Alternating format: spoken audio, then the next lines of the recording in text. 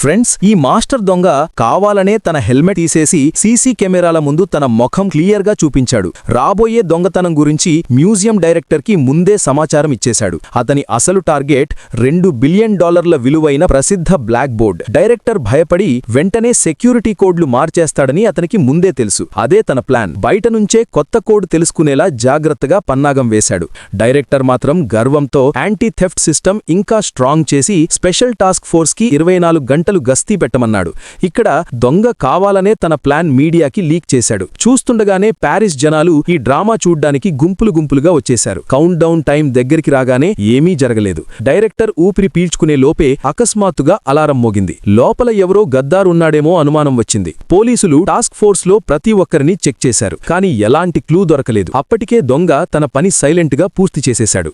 విషయం అర్థమైన వెంటనే డైరెక్టర్ అన్ని ఎగ్జిట్లు మూసేయమన్నాడు.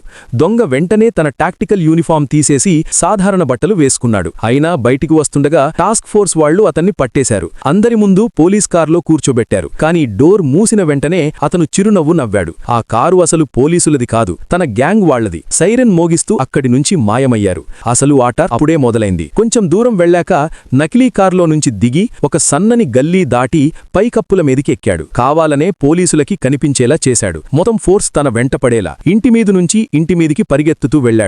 2 భవనాల మధ్య దాదాపు 10 మీటర్ల గ్యాప్ వచ్చినప్పుడు పెద్ద జంప్ వేశాడు. కావాలనే తప్పిపోయినట్టు నటించి కింద పడిపోయాడు. అందరి చూపు తనమీదే పడేలా ప్లాన్. పోలీసులు కిందికి చేరేసరికి అక్కడ అతని గుర్తుగా ఒక ఫెడోరా టోపీ మాత్రమే కనిపించింది. ఒక సాక్షి చెప్పడంతో ఇన్స్పెక్టర్ హాస్పిటల్కి వెళ్లాడు. మార్ట్యువరీలో అతని శవం ఉందని చెప్పారు. చల్లగా పడి ఉన్న శవాన్ని చూసినా ఇన్స్పెక్టర్కి నమ్మకం రాలేదు. అయినా వార్త పాకింది. మాస్టర్ దొంగ చనిపోయాడని. అంత్యక్రియల తేదీ కూడా ఫిక్స్ అయ్యింది. పూడ్చే ముందు ఇన్స్పెక్టర్ కాఫిన్ ఓపెన్ చేయమని పట్టుబడ్డాడు. కుటుంబం కోపంగా చూసినా చివరకు తెరిచారు. లోపల అదే నిర్జీవ శరీరం కనిపించింది. ఇన్స్పెక్టర్ సిగ్గుపడుతూ వెళ్లిపోయాడు. చివరి పూలు సమాధి మీద పడగానే దొంగ నెమ్మదిగా కళ్ళు తెరిచాడు. తన దగ్గర దాచుకున్న చిన్న టూల్స్ తీసుకుని కాఫిన్ కింద ఉన్న సీక్రెట్ ప్యానెల్ తీసేశాడు. ముందే సిద్ధం చేసిన సొరంగంలోకి జారిపోయి మరోసారి మాయమయ్యాడు. అసలు పడిపోయిన చోటు అతను 2 వారాల ముందే సెట్ చేసుకున్నాడు. కిటికీ షెడ్, దాచిన ఎయిర్ బ్యాగ్ వెస్ట్ సహాయంతో సేఫ్ గా ల్యాండ్ అయ్యాడు. అతని గ్యాంగ్ వాళ్లు మార్ట్యువరీకి చేర్చి అక్కడి నుంచి ప్లాన్ ప్రకారం అంతా సెట్ చేశారు. మళ్లీ ఒకసారి అందరినీ మోసం చేసి